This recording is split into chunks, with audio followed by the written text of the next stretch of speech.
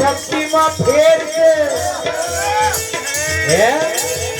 पियर ની ભક્તિ ને શાસ્ત્રી ની ભક્તિ માં ફેર છે અને પિયર ની બોલી માં શાસ્ત્રી ની બોલી માં ફેર છે કપડા પહેરવામાં શાસ્ત્રી નામાં પિયર નામાં પણ ફેર છે ઉઠવા બેહવામાં પિયર માં શાસ્ત્રી માં ફેર છે ખરું કે નહીં અરે કમાણી માં ફેર છે घर में फेर से माणहों में फेर से कितनु बधु ज्ञान थई जाए तन मेली ले तो हरियाणी बात रे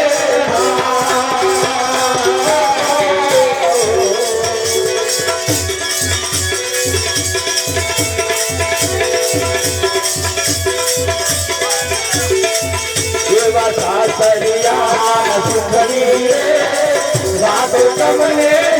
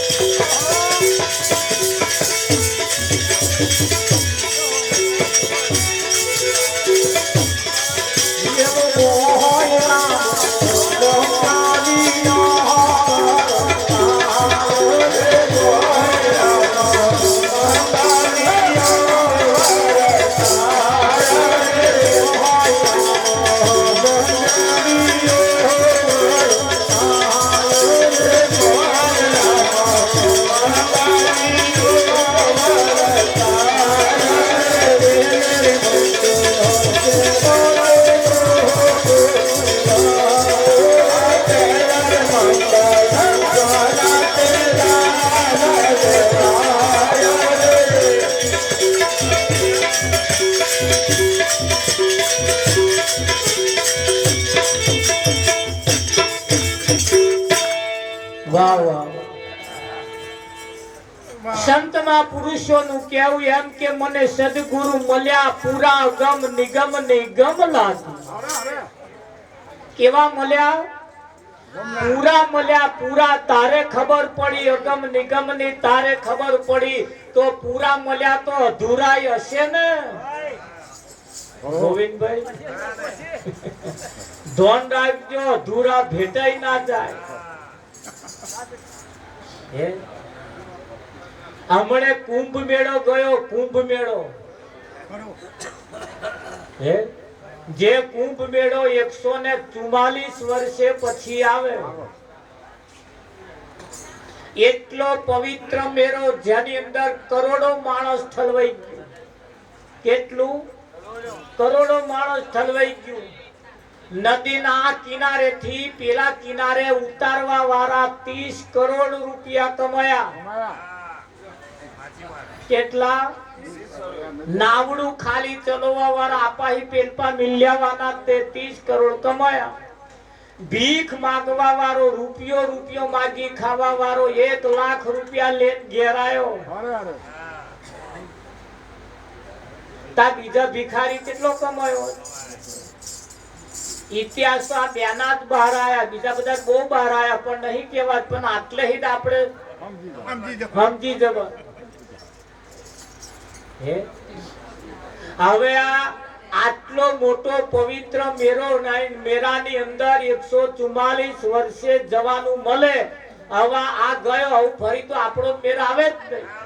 આટલો પવિત્ર મેરાની અંદર કઈક લોકો એ મેરામાં ગયા, એમાં ઘૂંટો મારવા વાળાય ગયા, દૂધમાં પાણી રેડવા વાળાય ગયા, વિઠ્ઠલમાં મરચામાં લાકડાનો ભૂકો મેળવવા વાળાય ગયા, ઘૂંટો મારવા વાળા ગયા. એ તો જઈને આયા, આટલી પવિત્ર જગ્યાએ ફરીને આયા તોય ઘૂંટો મારવાનું બંધ થયું નહીં. થયું? એક મુલાકાત તમારા ભરત મહારાજ ની જો કરી આવ્યું હોત ને વિઠ્ઠલ મહારાજ, તો આનું ઘૂંટો મારવાનું બંધ થઈ ગયું. પણ આ કુંભમાં આવું એ નજરઅંદાજ કરીને કાઢી નાખે. જગતના લોકો માટે એ કુંભ મેળો મહાન છે, પણ જ્ઞાની પુરુષોના માટે જીવનને સફળ બનાવવા માટે સંતમાં પુરુષ સિવાય કોઈ બનાવી શકે એમ નથી. આનંદ લાગ્યો સખી મારા ઉર્મો. કઈ લાગ્યો? ઉર્મા મારા ઉર્મા આનંદ લાગ્યો. વિઠ્ઠલ મારા હું તો ભૂલી રે ભટકું રે આ ભવ સાગર ની મય. કઈ? આ ભવ સાગર ની મય આ જીવ ભૂલો પડ્યો. હે કઈ પડ્યો છે? ભવ સાગર ની અંદર જીવ ભૂલો પડ્યો છે, આમાંથી બહાર કાઢવાનો એમ. વિઠ્ઠલ અરે બાપુ સાસરીએ ચાલી રે ચાલી ઊભી શેરીએ. કઈ શેરીએ? આડી અવરી નહીં. એના શબ્દમાં કઈ તાકાત છે. ચાલી ઊભી શેરીએ મેલી મેં તો મૈયરિયાની વાત. મૈયર એટલે પિયર. મૈયર એટલે પિયર. અને પિયરની ભક્તિ ને સાસરીની ભક્તિમાં ફેર છે. પિયરમાં હોય તો સુધી ગમે ત્યાંનું વ્રત કરે ચાલે, અને સાસરે ગયા પછી એને વ્રત કરવાનો બાકી રહેતો નથી. પછી તો સાસરે ગયા પછી તો જેના જોડે ચોરીના 4 ફેરા ફર્યા છો ને એની સેવા કરવાની.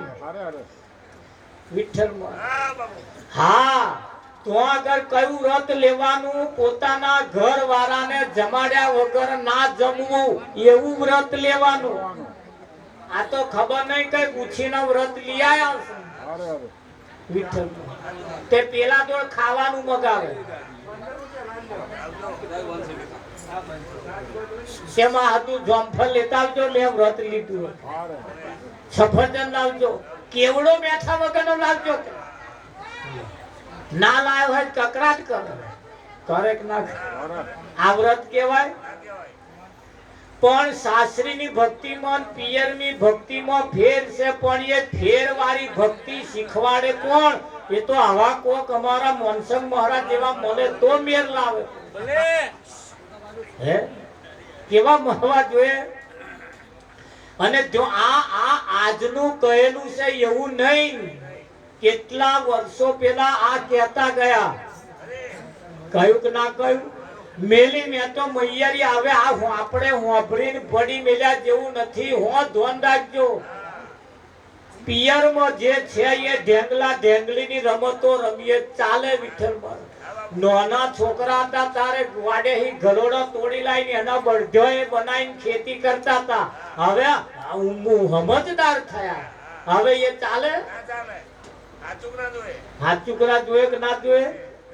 હવે હાચુકના બળધ્યા લાવવા, એનાથી ખેતી થાય.